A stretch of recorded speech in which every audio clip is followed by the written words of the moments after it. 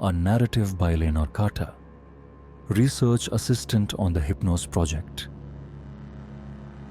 I still remember the day I accepted this job as if it were yesterday. A secret government project with an exorbitant salary and promises of revolutionary medical breakthroughs seduced me, a young woman full of passion and eager to prove herself. But now, as I sit in this dark room, my hands trembling while I write these diary entries, I know I have embarked on a path with no escape, a road leading to unspeakable horror. In 1956, I joined the Hypnos Project as a research assistant. My job was primarily to record the developments of 6 prisoners, individuals who had committed serious crimes, who were selected to participate in experiments instead of facing life imprisonment. They were forced to stay awake for many weeks in a sealed room where a continuous stream of a stimulating gas prevented them from sleeping. They were promised a pardon if they survived the ordeal. At first, I felt exhilarated, believing that I was contributing to a groundbreaking study. I observed every number, every reaction of these subjects as if they were nothing more than data. However, the expressions in their eyes, initially vacant, gradually turning to fear and despair, haunted my mind in ways I had never imagined. In the first few days, everything seemed like a simple experiment. The prisoners chatted, joked, and even sang softly, as if oblivious to the invisible constraints of time.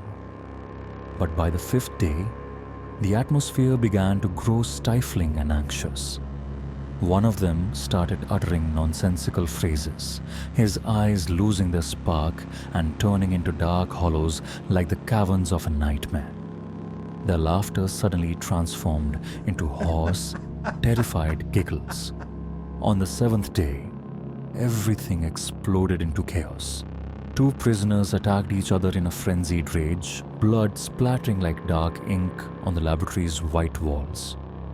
Dr. Howard, the head of the project, sternly ordered, "We are to only observe, do not intervene." His words echoed like an incantation, but to me, they only deepened the anxiety within. I began to hear voices echoing in my head each nightfall, like curses from the darkness. Day after day, the condition of the subject grew increasingly bizarre. They seemed to gradually lose the ability to communicate normally. They no longer spoke to one another, merely sitting silently with eyes fixed on the cracks in the walls, as if desperately searching for a glimmer of hope.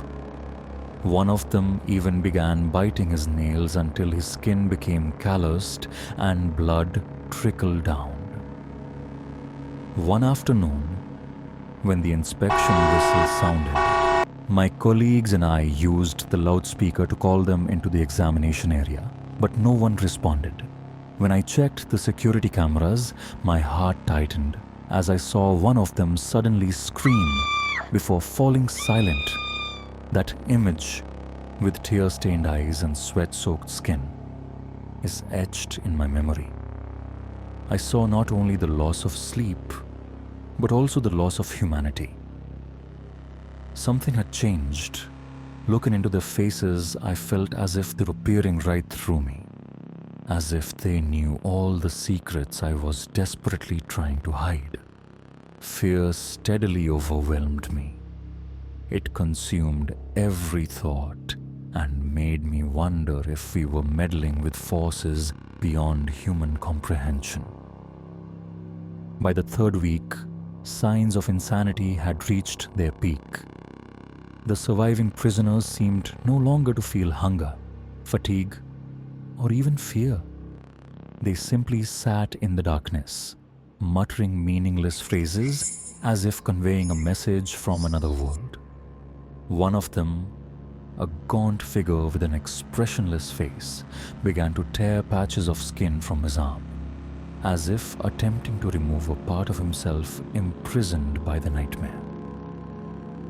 Late one night, as the neon lights in the laboratory corridor flickered, I heard soft footsteps outside the door.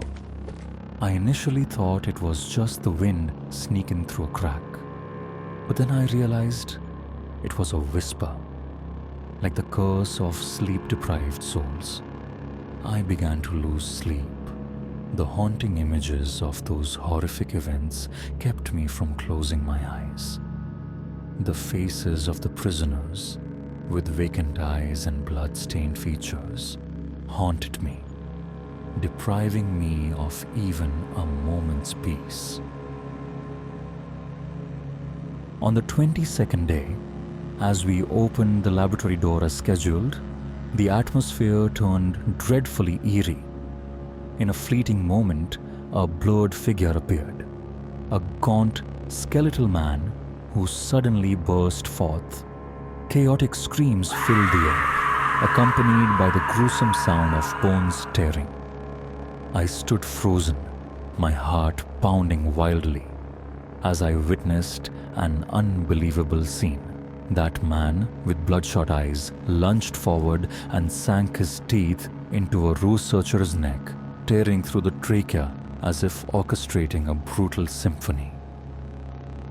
In that moment of chaos, I ran through the corridors in terror, my shoes echoing on the cold tiled floor. I cried out for security, but every effort seemed futile as the horrifying images engulfed the space. Security forces intervened immediately. One person was shot dead on the spot. 2 others were pinned to the ground. Yet despite their emaciated forms, they possessed a terrifying strength. A trembling scientist asked them, "What are you?" In that instant, one of them, his face smeared with blood, his voice a pained, eerie whisper, murmured, "We are the ones who have forsaken sleep." That night, we disposed of their bodies.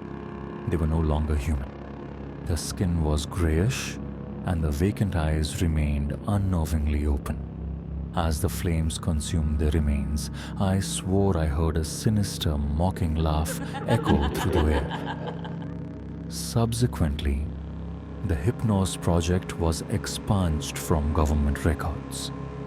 They attempted to cover up every shred of evidence from this monstrous experiment.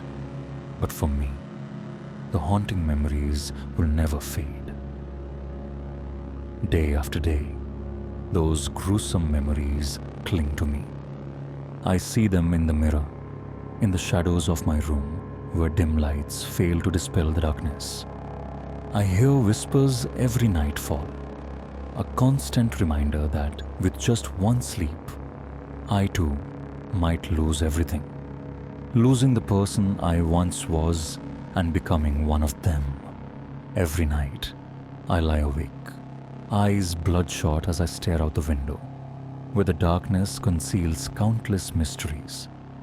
I dare not close my eyes, for in every slumber I fear I will be drawn into the realm of the sleepless, those who have forsaken their souls and humanity, transforming us into horrific creatures incapable of love or life. And one day, perhaps, I will no longer recognize myself when sleep, the once haven of peace, becomes the doorway to an endless void.